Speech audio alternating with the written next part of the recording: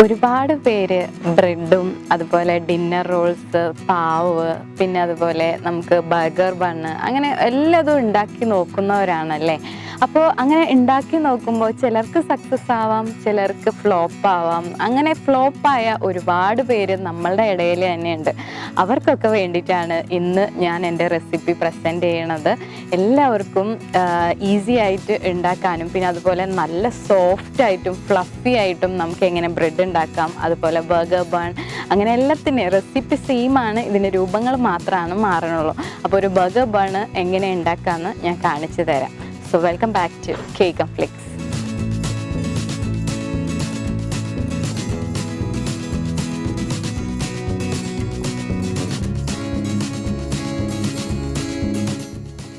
നമ്മളുടെ ഇൻഗ്രീഡിയൻസ് എന്തൊക്കെയാണെന്ന് നോക്കാം. ഞാനിവിടെ ഒരു 350 ഗ്രാം ഓൾ പർപ്പസ് ഫ്ലോർ എടുത്തിട്ടുണ്ട്, അതായത് നമ്മളുടെ മൈദ. ഇതിലോട്ട് ഞാനൊരു 35 ഗ്രാംസ് ഗ്രാനുലേറ്റഡ് ഷുഗർ ആഡ് ചെയ്ത് കൊടുക്കുകയാണ്. ഒരു വിസ്ക് വെച്ചിട്ട് നന്നായിട്ട് മിക്സ് ചെയ്യാം. മിക്സ് ചെയ്ത് നമുക്കൊന്ന് മാറ്റി വയ്ക്കാം. ഇനി നമ്മൾ ഒരു പാത്രത്തിൽ ഒരു 200 ഗ്രാം മിൽക്ക്, അത് ഇളം ചൂടിലുള്ള പാല് വേണം. ഇതിലോട്ട് ഒരു 7 ഗ്രാം ഡ്രൈ ഈസ്റ്റ് ആഡ് ചെയ്ത് കൊടുക്കാം. ആഡ് ചെയ്തിട്ട് നന്നായിട്ടൊന്ന് മിക്സ് ചെയ്യാം. അത് നമ്മൾ നേരത്തെ മിക്സ് ചെയ്ത് വെച്ച മൈദയും പിന്നെ അതുപോലെ ഈസ്റ്റും കൂടിയിട്ട് നമുക്ക് ഒന്ന് യോജിപ്പിച്ചെടുക്കാം. സ്പാച്ചുല വെച്ചിട്ട് നമുക്ക് നന്നായിട്ടൊന്ന് മിക്സ് ചെയ്ത് കൊടുക്കാം. നമ്മൾ സ്പാച്ചുല വെച്ച് മിക്സ് ചെയ്തതിന് ശേഷം നമ്മൾ കുറച്ച് ഉപ്പ്, ഒരു 1/2 ടീസ്പൂണോളം ഉപ്പ് എടുത്തിട്ട് ഒന്ന് വെതറി കൊടുക്കുക. കൈ വെച്ചിട്ട് ജസ്റ്റ് ഒന്ന് നീഡ് ചെയ്ത് കൊടുക്കാം. അപ്പോൾ നമ്മൾ കൈ വെച്ചിട്ട് ഇത് നന്നായിട്ടൊന്ന് നീഡ് ചെയ്തതിന് ശേഷം നമുക്കിതിനെ ഒരു സിലിക്കൺ മാറ്റിലോട്ട് മാറ്റാം. ഓക്കെ, നമ്മൾ സിലിക്കൺ മാറ്റ് ഇട്ടിട്ടുണ്ട്. ഈ സിലിക്കൺ മാറ്റിലോട്ട് നമ്മൾ കുറച്ച് ഓയിൽ ഒഴിച്ചു കൊടുക്കുക. ജസ്റ്റ് ഒന്ന് സ്പ്രെഡ് ചെയ്ത് കൊടുക്കാം. സ്പ്രെഡ് ചെയ്തതിന് ശേഷം നമ്മളുടെ മൈദ മിക്സ് ആഡ് ചെയ്യാം.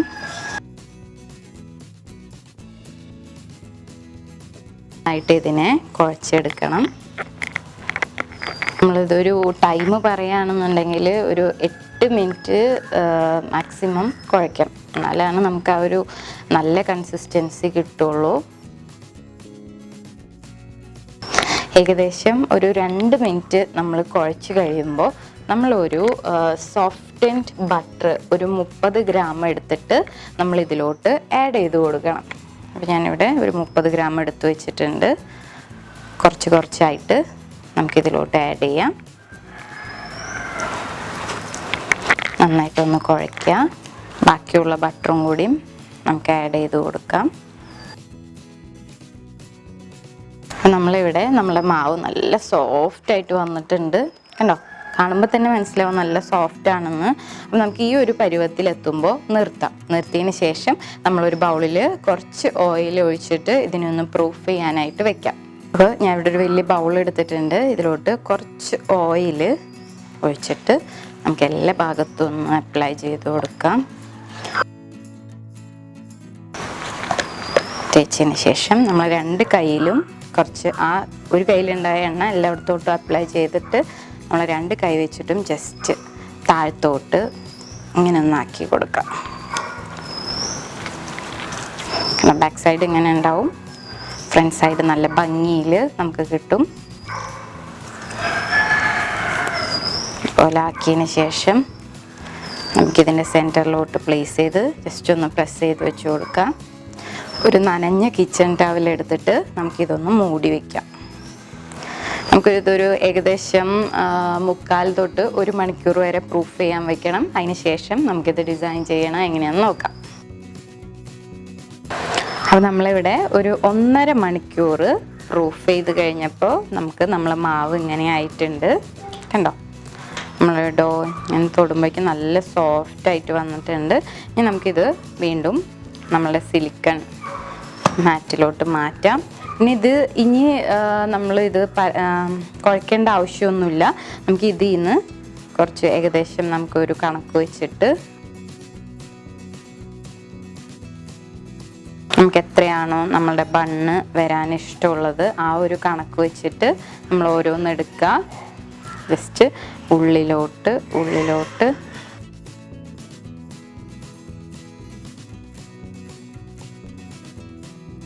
നല്ല ഭംഗിയിൽ നമ്മൾ ചെയ്തു കൊടുക്കാം.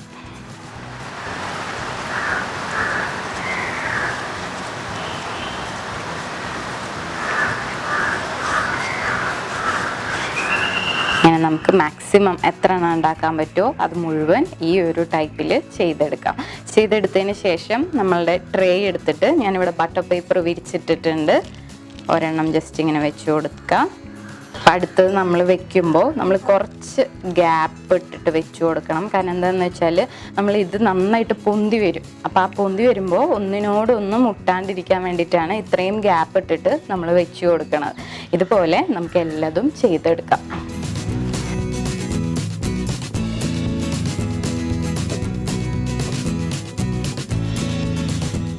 അപ്പോൾ നമ്മളിവിടെ എല്ലാം നല്ല ഭംഗിയിലാക്കി വെച്ചിട്ടുണ്ട്. ഞാനിപ്പോൾ 8 എണ്ണമാണ് നമുക്ക് നമ്മളുടെ ബാറ്റർ വെച്ചിട്ട് ഈ ഒരു സൈസിൽ കിട്ടണത്.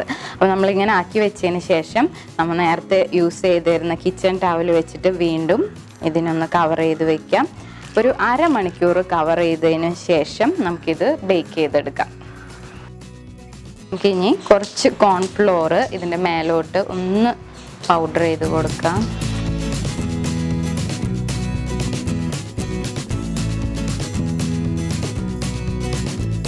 അപ്പോൾ നമുക്കിതൊന്ന് ബേക്ക് ചെയ്തെടുക്കാം. ഞാൻ OTGയിൽ വെച്ചിട്ടാണ് ബേക്ക് ചെയ്യാൻ പോണത്. ഡബിൾ കോയിൽ ഫംഗ്ഷനാണ് ഇടണത്. 200 ഡിഗ്രി സെൽഷ്യസിൽ 18 to 20 മിനിറ്റ്സ് ആണ് ഞാൻ ബേക്ക് ചെയ്യാൻ പോണത്.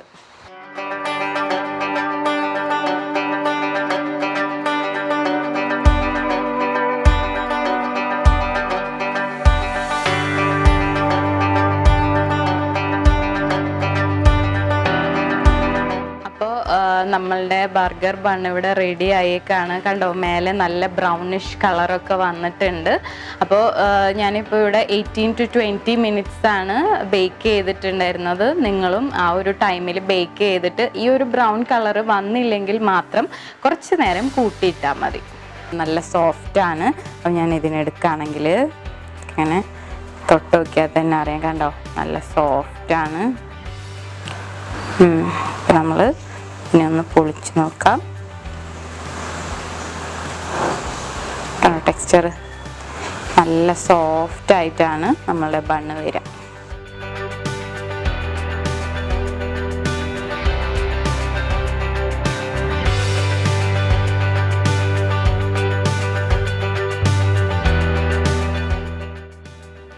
അപ്പോൾ നമ്മളുടെ ബർഗർ ബണ്ണിൻ്റെ റെസിപ്പി എല്ലാവർക്കും ഇഷ്ടപ്പെട്ടു എന്ന് വിശ്വസിക്കുകയാണ്. എല്ലാവരും ട്രൈ ചെയ്ത് നോക്കുക. അതുപോലെ എൻ്റെ എല്ലാ വീഡിയോസിലും പറയുന്ന പോലെ ഞങ്ങളെ ചാനൽ സബ്സ്ക്രൈബ് ചെയ്യാത്തവരുണ്ടെങ്കിൽ സബ്സ്ക്രൈബ് ചെയ്യുക. വീഡിയോ ഇഷ്ടപ്പെടുകയാണെങ്കിൽ ലൈക്ക് ആൻഡ് കമൻറ്റ് ചെയ്യാൻ മറക്കാണ്ടിരിക്കുക.